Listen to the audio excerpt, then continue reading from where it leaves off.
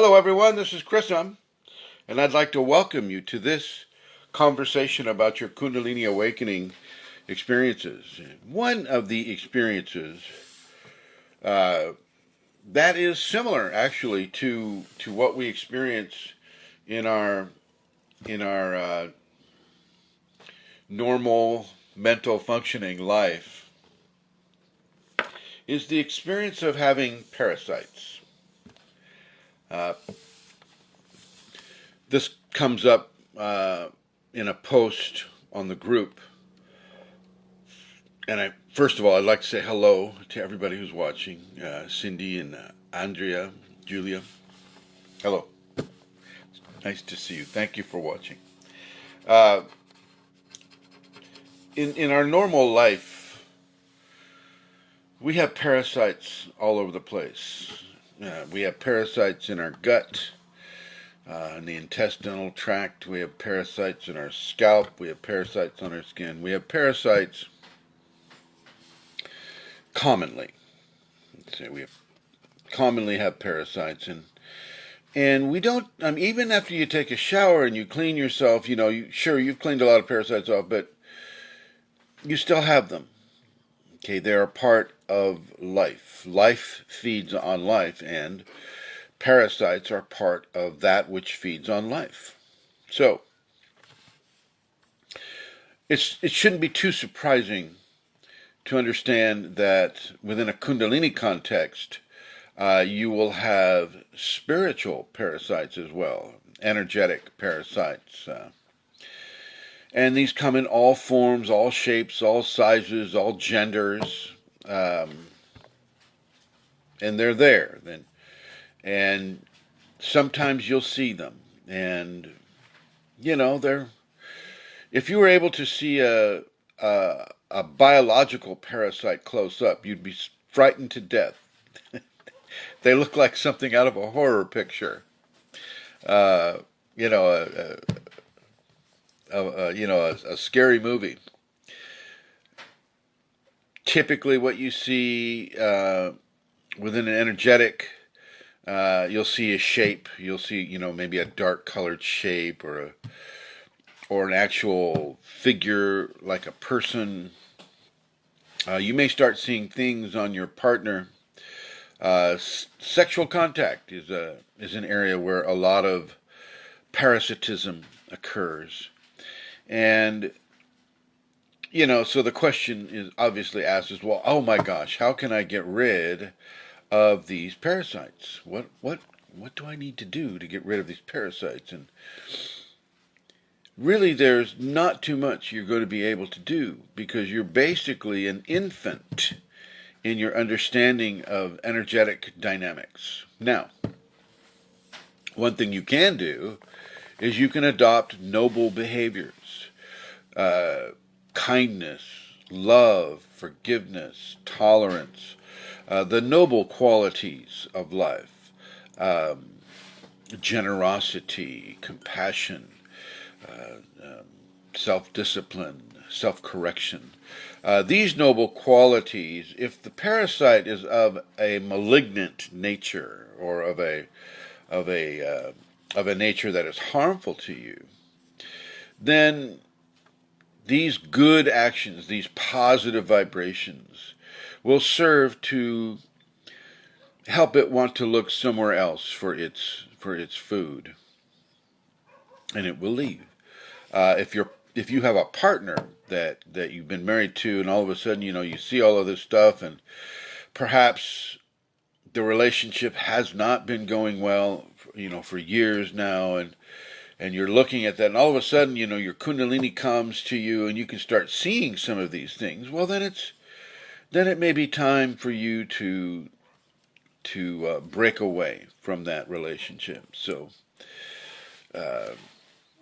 But I want to underscore the understanding that your Kundalini gives you enough energy to spare far more than you could ever spend in 1,000 lifetimes. Kundalini is a divine energy. It's a divine force. It has more energy than the sun, than all the suns and all the galaxies and all the multiverses that the divine have created for us to move through the physical appreciation of existence. So, with that being said, I don't want you to think that because you have a parasite or parasites that you're going to be losing energy. Oh, I'm so tired, That can happen. I mean, that can happen both in the biological life, but also in the spiritual life. As I've mentioned, I think before in some of these videos, you see the people talking to the air in downtown areas or subways or at crossing points on the streets. And they've done some chemicals or some drugs that have punched a hole into their consciousness. And what comes through that consciousness is typically of a parasitical nature. And those parasites, those entities, will serve to terrorize them or in some other way drain away energy that person has. They typically aren't looking that healthy. They have some, they've had some challenges in their life because of what has occurred. And so you can get to the point where you're giving away far too much energy by virtue of drugs or alcohol or any number of addictions, even sexual addiction. You're giving away energy that you should be keeping for yourself. Excuse me. So within that context, you have to learn how to modulate the kind of energy that you release into the void or into the creative matrices. And you do that by practicing the noble behaviors or the Kundalini awakening safety protocols. Practice those. And you don't focus on giving away your energy, so to speak. If your energy is to be given, it is to be given by the Kundalini, and typically within actions of kindness, actions of grace, actions of a saintly nature. Okay, and this empowers at the same time that it gives energy away to whatever project or person or situation that you find yourself in. So you won't get rid of parasites except through your vibrational evolution.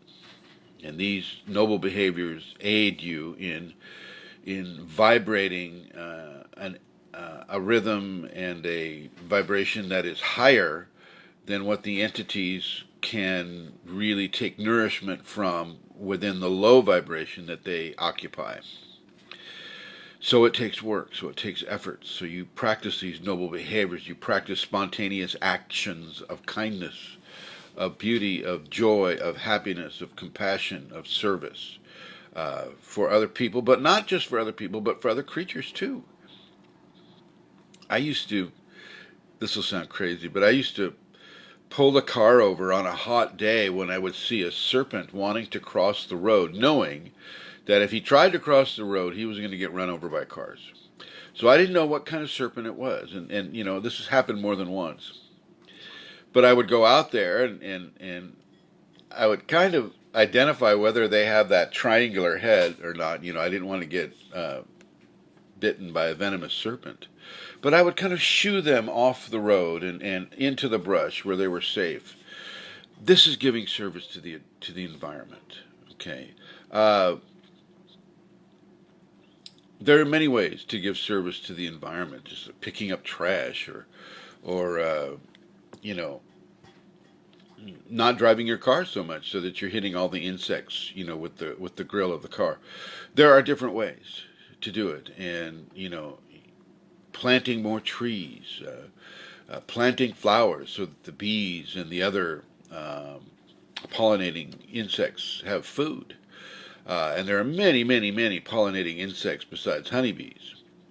So, these types of actions also help to eradicate levels of pervasive, low energetic parasites from your system. Anyway, so I wanted to cover that for you with this first video, and I appreciate everybody who is watching. Thank you.